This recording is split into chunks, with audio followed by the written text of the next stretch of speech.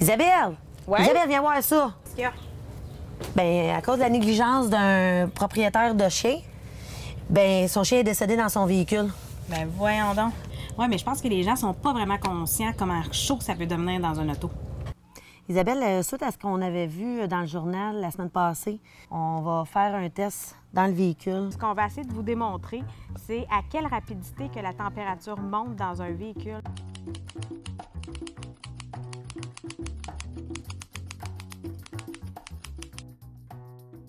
Fait que je rouvre un peu quand même. On s'entend que je rouvre pas pour que la chienne elle sorte sa tête non plus. Fait que 35 degrés dans l'auto, j'ai pas de prise d'air présentement. Puis on s'entend que si je regarde les arbres, il y a quand même du vent. Mais par rapport à mes châssis qui sont peut-être pas assez ouverts, il n'y a pas d'air qui rentre. C'est une journée quand même nuageuse. Oui. Il n'y a pas de gros soleil qui tape dans l'auto.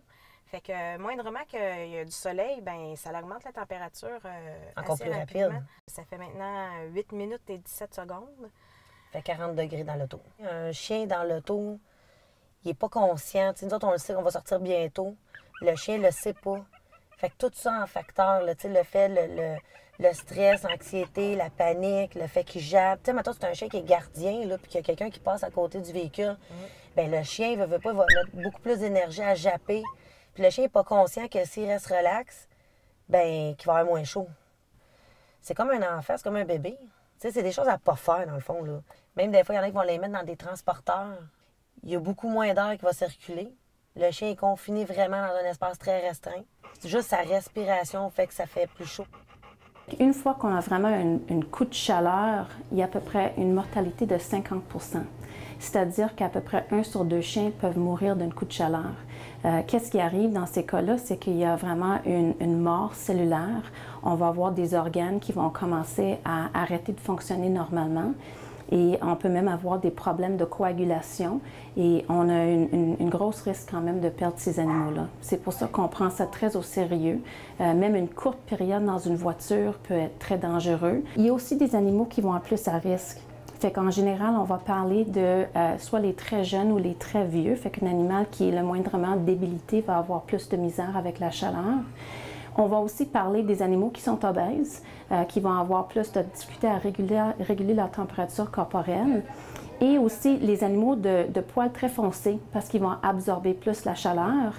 Il y a toutes les races brachycéphaliques, c'est-à-dire tous les chiens avec le nez qui est un petit peu repoussé, ils ont plus de misère à dégager la chaleur à travers le halètement. Fait qu'eux autres aussi vont être plus à risque de cette maladie-là. On est rendu 15 minutes 30 secondes dans l'auto. Présentement, il fait 50. Fait que 15 minutes, on s'entend, là. C'est pas long, 15 minutes. Ce qu'il faut retenir, dans le fond, c'est la rapidité à laquelle la température monte dans un auto. On s'en rend pas compte, mais ça monte super rapidement. C'est le chien qui souffre, c'est le chien qui panique en arrière, tu sais. Puis comme le docteur Erdman a dit, 50 % des chiens meurent de coups de chaleur. Si vous tenez à la santé de votre animal, l'animal doit rester à la maison dans des grosses chaleurs comme aujourd'hui. Puis on s'entend qu'aujourd'hui, c'est pas une si grosse chaleur que ça. Bon, bien, Isabelle, on vient de finir le test. Oui. Combien de temps qu'on était dans l'auto? On a fait 20 minutes dans l'auto. Bon, bien, 20 minutes. Après 20 minutes, on est monté à 50 degrés dans le véhicule quand on pense qu'on est parti à 27 degrés avec humidex à l'extérieur dans une journée qui était plus ou moins nuageuse. Dans le fond, le test qu'on a fait là, c'était vraiment pour conscientiser les gens au fait de laisser leur chien dans leur véhicule puis s'assurer que ça ne se produise pas, qu'il n'y ait pas justement un décès par rapport à une négligence comme ça.